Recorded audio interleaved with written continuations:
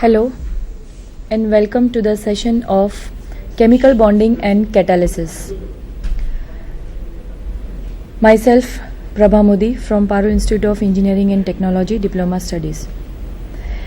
Let us see that how the matter consists of and how it is formed or present in nature. All the matter which present in nature is anything which occupies space and has weight. So we need to study first the structure of matter. Matter consists of smallest particles which we called as atom. Now what is the structure of atom? Matter consists of atoms which are often joined together to form molecules. All the atoms are made up of three fundamental particles.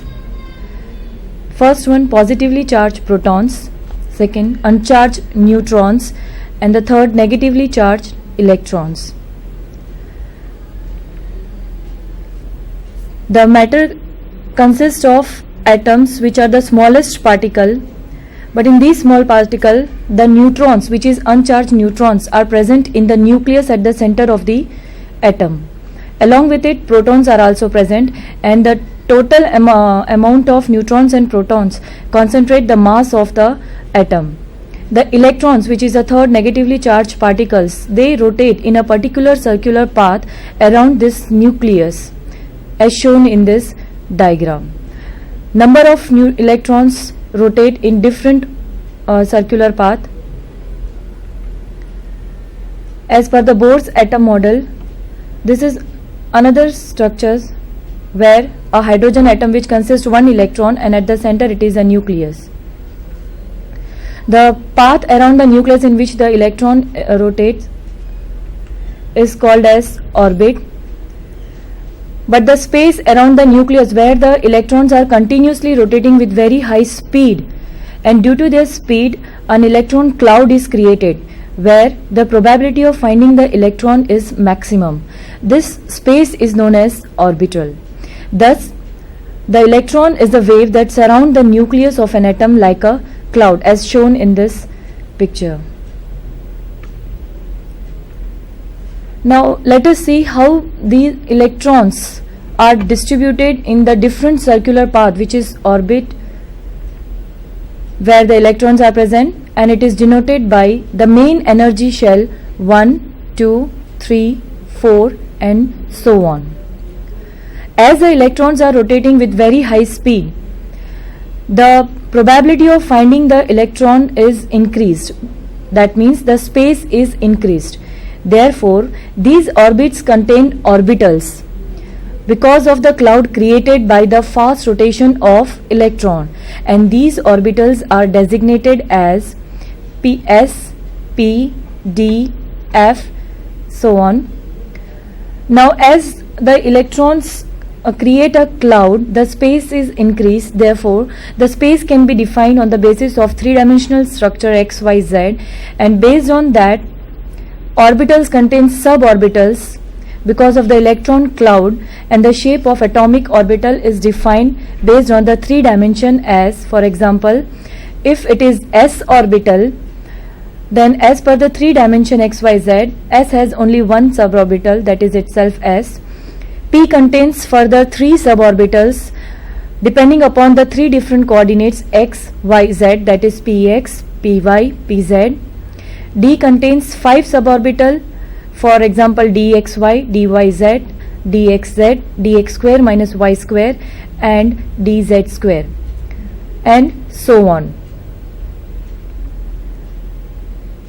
To describe the different shape of these orbital and suborbitals and their energy levels, there are 4 quantum numbers which describes the presence or the space of each electron. The first one is principal quantum number, which is represented by n, which is the main energy shell that we have seen 1, 2, 3.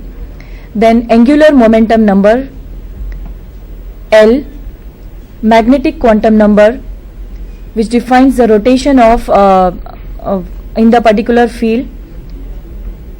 Fourth one, spin quantum number, that is the spinning of electron either in clockwise direction or anti-clockwise direction. Also, the electrons are distributed in different orbitals and suborbitals based on the three different rules. The first one is Aufbau principle. According to this principle, the orbital with the lowest principal quantum number, which means n, have the lowest energy and will be filled up first.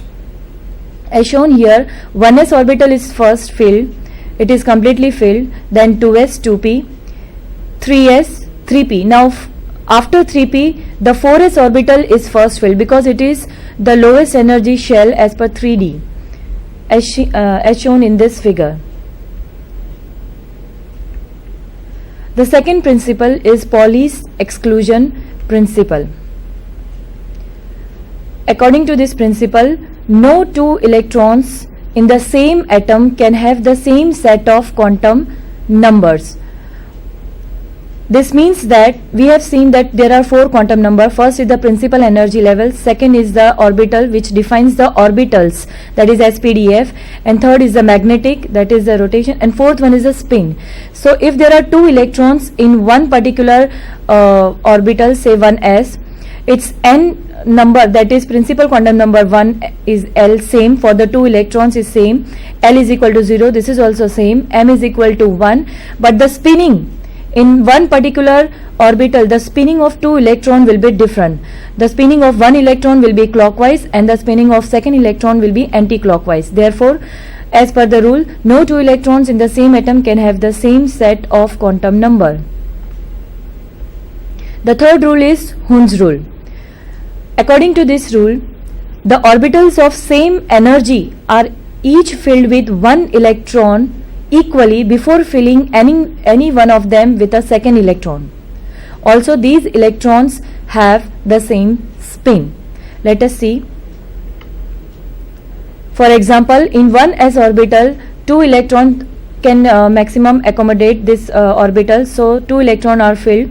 For 2s, again 2 electron, but in case of 2p, we have seen there are three suborbitals, 2px, 2py and 2pz as per the three-dimensional structure.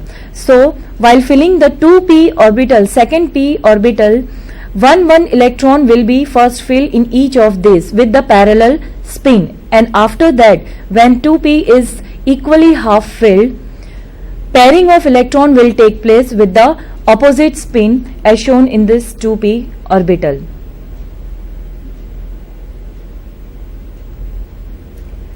Let us see the total atomic structure of one particular element, for example helium. Helium, the number which is written in the 4, that is the atomic mass number, which contributes the total number of neutrons and protons in the nucleus. The number 2 represent atomic number, that is the number of protons in an atom. Now we have seen that the number of protons equals to the number of electron. The total number of positive charge equals the total number of negative charge. Therefore, number of protons equal to number of electrons. To find the number of neutrons from the nucleus, from the atomic mass number, we can find the number of neutrons by deducting the atomic number, which is the number of proton, from the atomic mass number, which is total number of protons and neutron. Electronic configuration. The number of electrons are distributed in different energy shell, as we have seen, orbit, orbital and suborbital. So the number of electrons are arranged in different energy levels around the nucleus of an atom in this manner. For example, this is the nucleus of an atom. It is represented by N, which is the main energy level. So 1, 2, 3. For example, there are 3 main energy level. Then L. This L represents the sub energy level, that is orbital, S, In the second one, S and P, as the space increase, as the main space of main energy shell, that is N, increase, the number of orbital also increase. So in second energy shell, along with S, there is also P orbital. In third, S, P and D. In four, S, P, D, F, and so on. In the first orbital, one electron, one orbital. In the second orbital, three suborbital, that is px, py, pz. In the third d orbital, 5 suborbital. In f, 7 suborbital. So in the first energy shell, which is shown with the blue box, it is the first atomic orbital, that is s orbital. In the second energy shell, one is s orbital and the second one is p orbital, but it has 3 suborbital, that is px, py, pz. In the third one, 1 s orbital, 3 p orbitals and 5 d orbitals. In the fourth one, similarly, 1 s orbital, 3 p orbitals, 5 d orbitals and 7 f orbitals. Each of these orbital can accommodate maximum 2 electrons.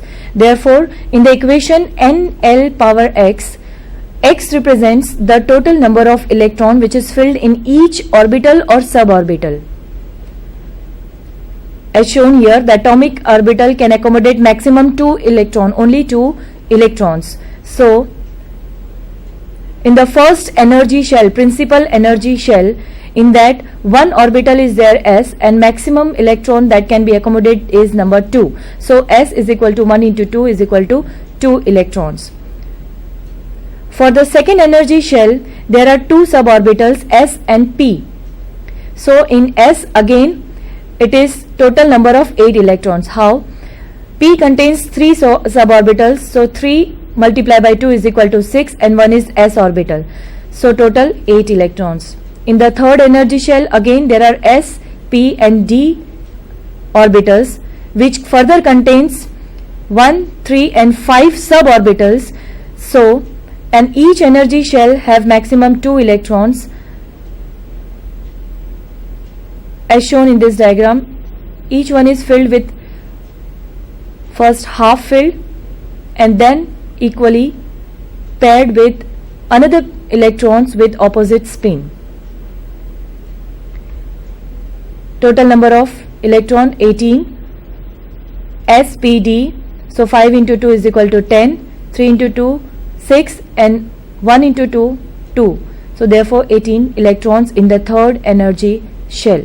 Similarly, in the fourth energy shell, the first orbital is s, again 2 electrons. Second orbital is p, so there are 3 suborbitals px, py, pz, each of which is first half filled with single electrons, and then it is paired with another electron with opposite spin. Similarly, d orbital and f orbital.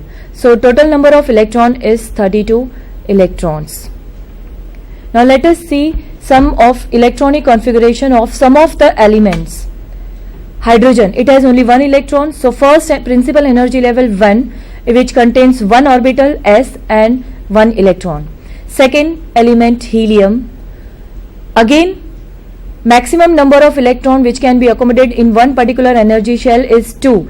So unless and until one particular orbital is completely filled, the electron enters the same energy shell. So for helium, there are 2 electrons and the 2 electrons enter in the 1s orbital. Third element, lithium, atomic number 3. Configuration is 1s2, 2s1. 1s2 is completely filled, so after 1s2, 2s, second energy shell and first orbital s, so 2s1. Beryllium, atomic number 4, 1s2, 2s2. Boron 5, 1s2, 2s2. Now 1s and 2s are completely filled, so now the electron will enter to the another energy shell of second main energy shell, that is p. 2p 1, because from 5 4 are already filled in 1s and 2s, and the fifth electron goes to 2p orbital. Carbon, atomic number 6, 1s2, 2s2, 2p2.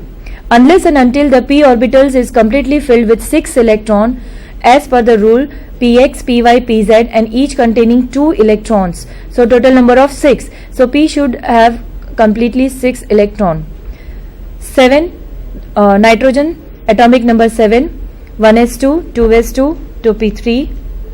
Oxygen, atomic number 8, 1s2, 2s2, 2p4. Still the total number of electron in p orbital is 4. Now further, fluorine, atomic number 9. So again the last electron will enter the same p orbital and it will be 1s2, 2s2, 2p5.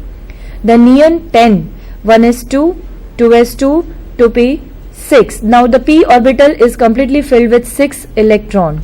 So in the next element, sodium, with atomic number 11, 1s2, 2s2, 2p6, and the next one electron will enter to the new energy shell, which is the third energy shell, with 1 orbital s and 1 electron. Magnesium 12, 1s2, 2s2, 2p6, 3s2. Aluminium 13, 1s2, 2s2, 2p6, 3s2, 3p1. Silicon 14, 1s2, 2s2, 2p6, 3s2, 3p2. Again phosphorus 15, 1s2, 2s2, 2p6, 3s2, 3p3. Sulfur, atomic number 16, 1s2, 2s2, 2p6, 3s2, 3p4. When we come to chlorine, 17, atomic number, 1s2, 2s2, 2p6, 3s2, 3p5. Argon, atomic number 18, 1s2, 2s2, 2p6, 3s2, 3p6. Now as per the rule, each and every orbit, orbital and suborbital are completely filled. So we called it as that the octet is complete. Again for next element, potassium, atomic number 19, 1s2, 2s2, 2p6, 3s2, 3p6, and the next energy shell as per the Aufbau principle. As per the Aufbau principle, we have seen that the electron will first enter the lowest energy shell. So from this figure we can see after filling 3s, 3p, the line goes to 4s.